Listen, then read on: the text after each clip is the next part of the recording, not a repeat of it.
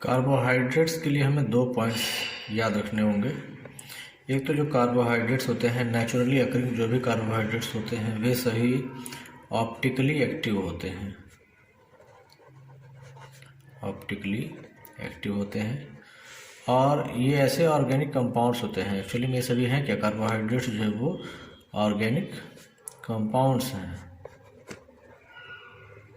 और in organic compounds की विशेषता है कि ये कार्बोनिल कंपाउंड्स हैं।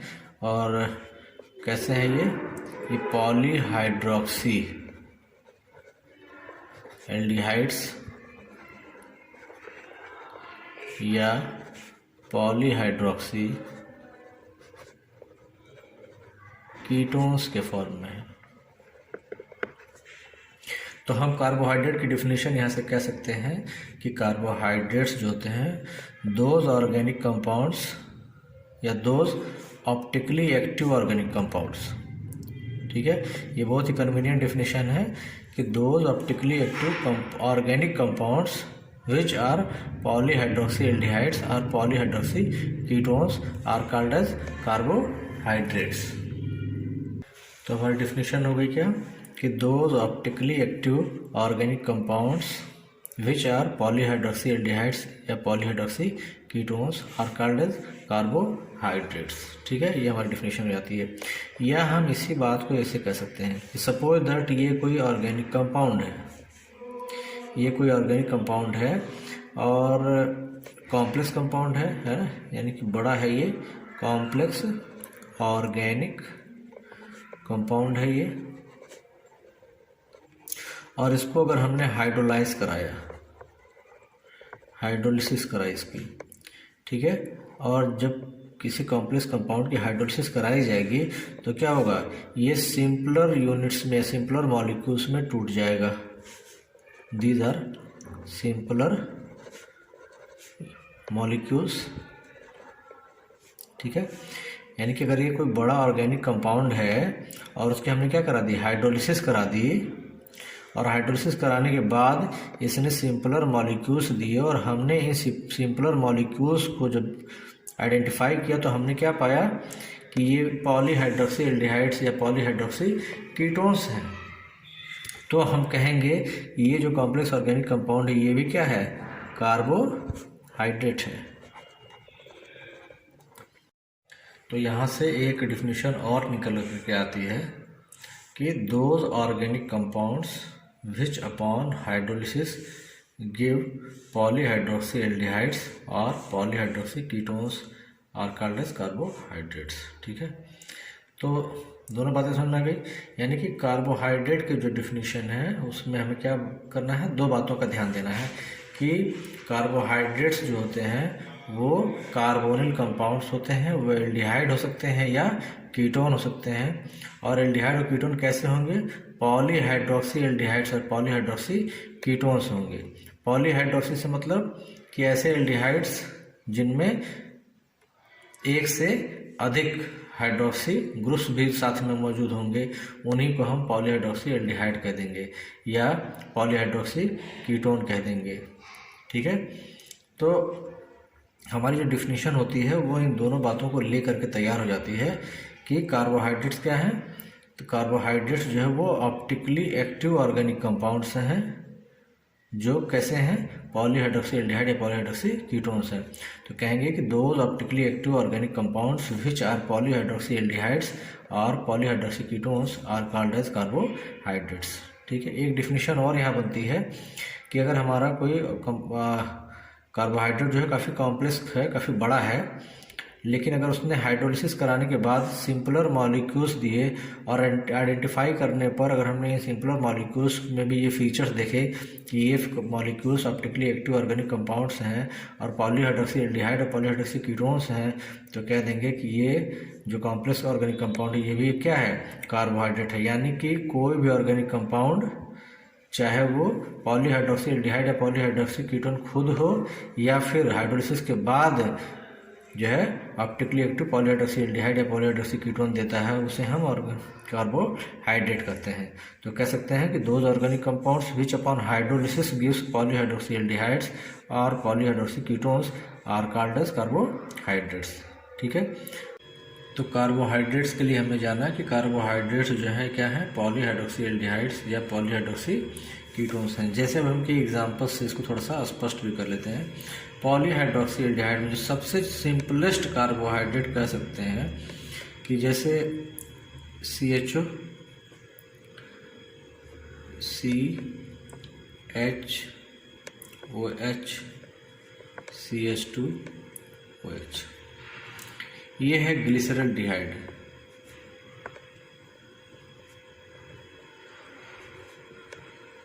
है ना। तो यहाँ हमने देखा कि ये एक एल्डिहाइड है, इसमें एक फंक्शनल ग्रुप दिख रहा है, जो मेन फंक्शनल ग्रुप क्या है, एल्डिहाइड है, और इसमें 2 हाइड्रोक्सिल ग्रुप्स भी हैं। तो हमसे बोलेंगे कि ये कैसा है, पॉलीहाइड्रोक्सी एल्डिहाइड है। और वेल नोन एग्जांपल में और देखते हैं, जैसे CHO, CHOH, हमेशा अक्सर जो है आप देखेंगे कि जो टर्मिनल कार्बन है वो क्या होगा, CH2OH होगा।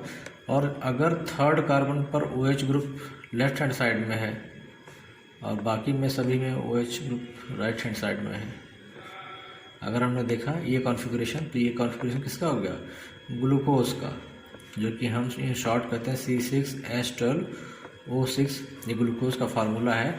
तो हमने क्या देखा कि ग्लूकोज के फार्मूले में वास्तव में जो कार्बन या हाइड्रोजन ऑक्सीजन उनका अरेंजमेंट ये है, और ये भी एक क्या है, एल्डिहाइड है, और इसमें 5 हाइड्रोक्सिल ग्रुप्स हैं, 1 2 3 4 एंड 5 हाइड्रोक्सिल ग्रुप होने के कारण ग्लूकोज को हम पेंटा हाइड्रोक्सी एल्डिहाइड भी कहते हैं, कि ग्लूकोज जो है वो एक पेंटा हाइड्रोक्सी एल्डिहाइड है। इसी तरह से एक एग्जांपल हम कीटोन का भी लेते हैं, कि जैसे अगर CH2OH, आपको पता होगा कि ग्लूकोज और फ्रक्टोज दोनों का मॉलिक्यूलर फार्मूला सेम होता है, C6H12O6 ही होता है, बट कॉन्फ़िगरेशन में डिफरेंस होता है, इनके फंक्शनल ग्रुप्स डिफरेंट होते हैं। ग्लूकोज एक एल्डिहाइड है, फ्रक्टोज एक कीटोन है, और सेकेंड कार्बन पर यहाँ पर कार्बोनिल ग्रुप CO प्रेजेंट होता है, और थर्ड पोजीशन जैसे ग्लूकोज का है सेम वैसे ही यहाँ पर होगा।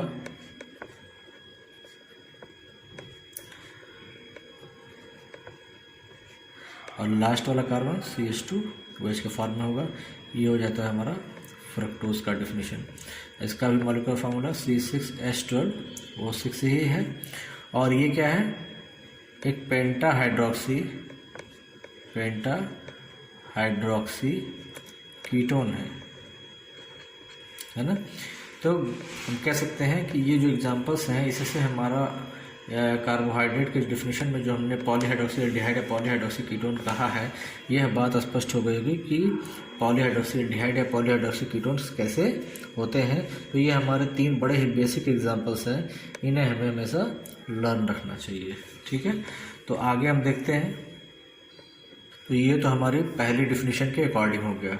फिर हमने यह बात भी कही थी कि दोज कार्बोहाइड्रेट्स, से फॉर एग्जांपल C12H22O11, ये जो है सुक्रोज है, और सुक्रोज को जब हाइड्रोलाइज कराया जाता है, सुक्रोज को जब हाइड्रोलाइज कराया जाता है तो सुक्रोज जो है वो क्या करता है, एक ग्लूकोज यूनिट में और एक फ्रक्टोज यूनिट में टूट जाता है। दैट मीन्स ये भी C6H12O6 है और ये भी C6H12O6 है ना। तो ग्लूकोज एक ऐसा कार्बोहाइड्रेट है जो हाइड्रोलिसिस होने पर सिंपलर कार्बोहाइड्रेट में टूट जाता है, ठीक है। तो जब कोई कंपाउंड सिंपलर कार्बोहाइड्रेट्स में, सिंपलर मॉलिक्यूल जो है वो कार्बोहाइड्रेट अगर है तो ये भी क्या हो जाएगा, एक कार्बोहाइड्रेट हो जाएगा, ठीक है। तो हमारी डेफिनेशन के अकॉर्डिंग यही रहा कि those molecules which are polyhydroxy aldehyde और polyhydroxy ketones are called as carbohydrate, या those organic compounds which upon hydrolysis give polyhydroxy aldehyde या polyhydroxy ketone, then it is also called as carbohydrate. तो classification start करने से पहले हम इस बात को जान लेते हैं कि कार्बोहाइड्रेट को ही हम सैकेराइड भी कहते हैं।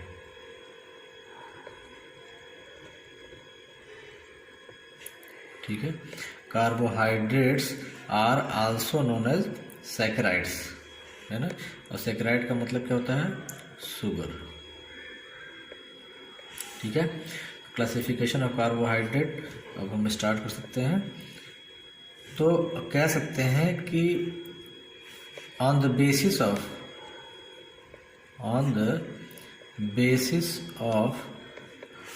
हाइड्रोलिसिस,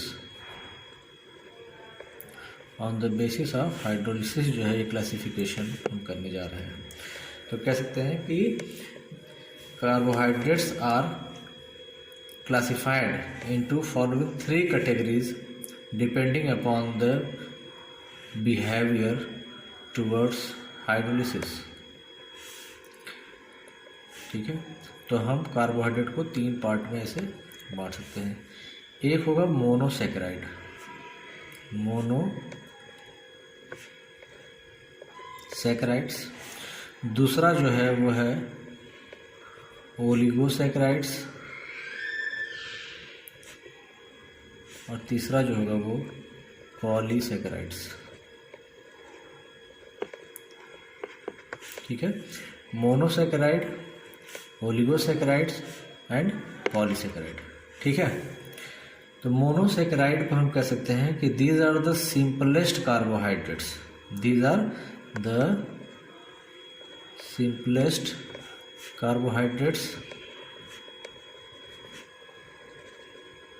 ठीक है। मोनोसैकेराइड के लिए हम कह सकते हैं कि these are the simplest carbohydrates which do not undergo hydrolysis, which do not undergo hydrolysis, ठीक है। मीन्स मोनोसैकेराइड जो है सबसे सिंपलेस्ट कार्बोहाइड्रेट होगा और उसका हाइड्रोलिसिस नहीं होगा, ठीक है। तो इसीलिए इसको हम सिंपल शुगर्स भी कह सकते हैं, इनको हम सिंपल शुगर्स भी कह सकते हैं, ठीक है। अब इसका एग्जांपल क्या होगा? जो हमने वही लिखा था अभी थोड़ी देर पहले, हमने लिखा था ना एग्जांपल में, ग्लिसरॉल्डिहाइड, ग्लूकोज, फ्रक्टोज, ये सभी जो है ये सब मोनोसैकेराइड्स हैं, है ना। और इनका अगर हम हाइड्रोलिसिस करें तो ये फर्दर हाइड्रोलाइज होकर के कोई शुगर की यूनिट नहीं देते हैं, इसीलिए इनको हम सिंपल शुगर्स भी कहते हैं, ठीक है। तो मोनोसैकेराइड्स का हाइड्रोलिसिस नहीं होता है, इस बात को याद रखेंगे। एग्जांपल भी मैंने कुछ देख ही लिया। फिर है ओलिगोसैकेराइड की बात करते हैं। अब यहाँ से हम कह सकते हैं कि दीज आर कॉम्प्लेक्स कार्बोहाइड्रेट्स, ठीक है। अब होगा क्या? Oligosaccharide means those carbohydrates which upon hydrolysis give 2 to 10 molecules of monosaccharides,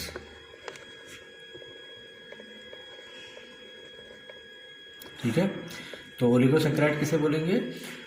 those carbohydrates which upon hydrolysis give 2 to 10 molecules of monosaccharides, ठीक है। तो इन जनरल देखा गया कि नेचर में कुछ ओलिगोसैकेराइड्स जो ज़्यादातर मिलते हैं उनमें कुछ है जैसे डाइसैकेराइड,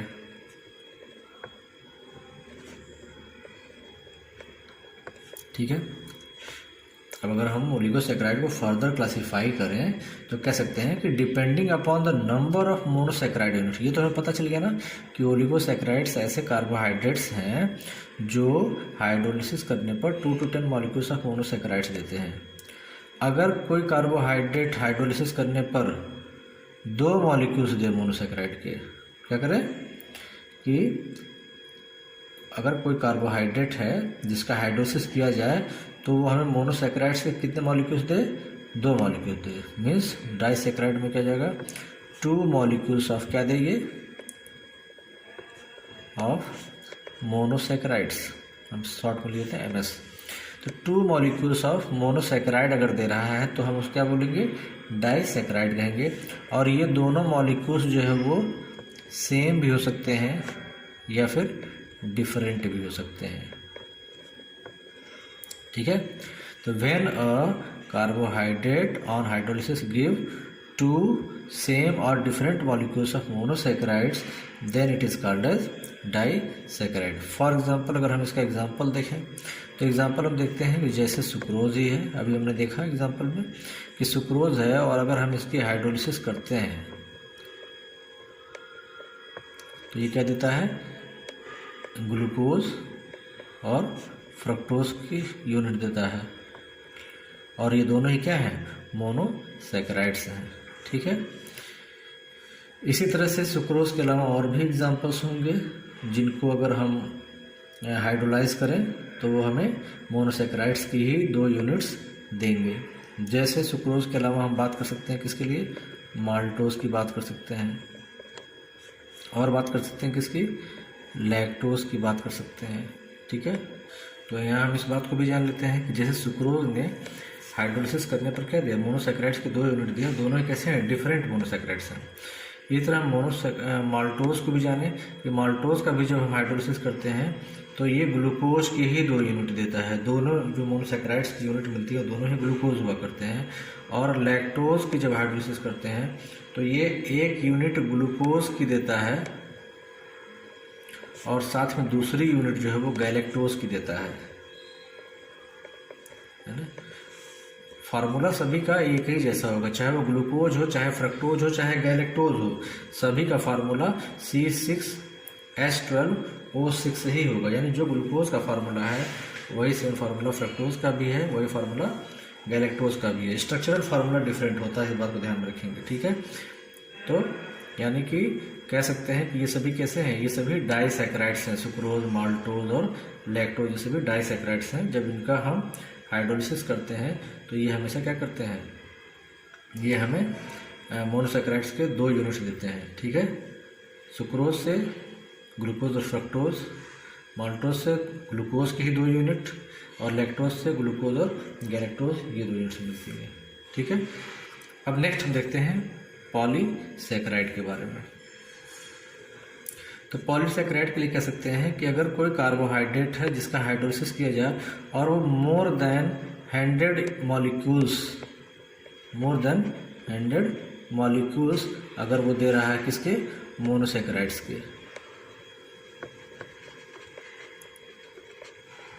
ठीक है, अगर कोई कार्बोहाइड्रेट है जिसको हाइड्रोलाइज करने पर वो 100 से ज़्यादा मीन्स ये 1000 में भी चला जाएगा। ठीक है,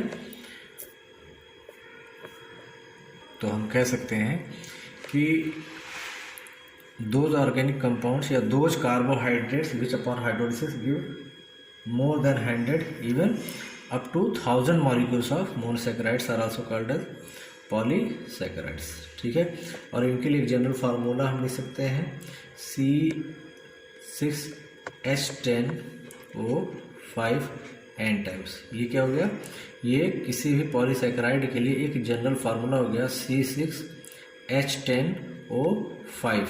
ठीक है, अब इसका एग्जांपल क्या सकता है, यानी कि ये फार्मूला बिलोंग करता है किसको, स्टार्च को भी बिलोंग करता है। ठीक है, सेलुलोज को भी बिलोंग करता है। ठीक है ना, तो ये सभी क्या है, ये सभी एग्जांपल्स हो जाते हैं किसके लिए, पॉलीसैकेराइड्स के लिए। कि स्टार्च को अगर हम हाइड्रोलाइज करेंगे या सेलुलोज को हाइड्रोलाइज करेंगे तो ये मोनोसैकेराइड्स के मोर देन 100 यूनिट्स देता है। ठीक है, तो यहाँ पे हमारा ये क्लासिफिकेशन कंप्लीट होता है। तो क्लासिफिकेशन ऑफ कार्बोहाइड्रेट बहुत इंपॉर्टेंट है, एग्जाम में आएगा what are carbohydrates and how they can be classified, तो आप इतनी बातें बताएंगे। ठीक है, एक बार हल्का सा रिवीजन कर लेते हैं क्लासिफिकेशन ऑफ कार्बोहाइड्रेट्स में। Carbohydrates are also known as saccharides, इसका मतलब क्या होता है, sugar. On the basis of hydrolysis अगर हम क्लासिफिकेशन देख रहे हैं तो उसमें कह सकते हैं कि on the basis of hydrolysis carbohydrates are classified into 3 class, monosaccharides, oligosaccharides and polysaccharides. Monosaccharide, mono means एक ही होता है 1, और सैकेराइड मीन्स शुगर। तो अगर कोई कार्बोहाइड्रेट जो कैसा है, सबसे सिंपलेस्ट कार्बोहाइड्रेट हो जिसका फर्दर हम हाइड्रोलिसिस ना कर सकते किसी शुगर यूनिट में, उसी को हम क्या बोलते हैं, मोनोसैकेराइड्स कहते हैं। इसीलिए इनको क्या बोलते हैं, सिंपल शुगर्स कहते हैं, जैसे glyceraldehyde, glucose and fructose. Oligosaccharides, oligo means होता है फ्यू, अब फ्यू में कितना 2 to 10 मॉलिक्यूल्स।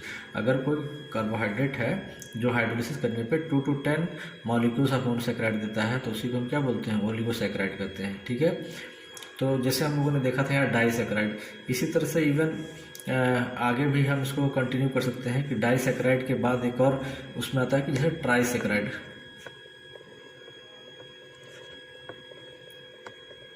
है ना, ट्राइसैकेराइड। अब जिसका एग्जांपल क्या हो जाएगा ट्राइसैकेराइड के लिए, रेफिनोज,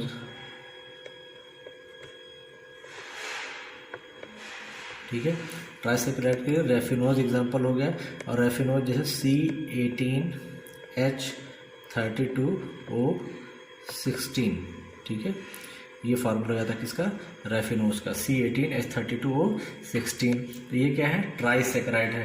तो कह सकते हैं ना कि दो carbohydrates which upon hydrolysis give 3 molecules of monosaccharide are called as. तो दैट मीन्स रेफिनोज का अगर हम हाइड्रोलिसिस करेंगे तो वो हमें 3 मॉलिक्यूल्स देगा, किसका, मोनोसैकेराइड का। ठीक है, इसी तरह से ट्राइसैकेराइड के बाद हम और देख सकते हैं टेट्रासैकेराइड्स, टेट्रासैकेराइड्स। टेट्रासैकेराइड फिर वही बात हो गई कि अगर कोई कार्बोहाइड्रेट है और हाइड्रोलिसिस करने पर मोनोसैकेराइड के 4 मॉलिक्यूल्स देता है तो उसी को हम क्या बोलेंगे, टेट्रासैकेराइड कहते हैं। और इसका एग्जांपल हो जाएगा स्ट्रैकियोज,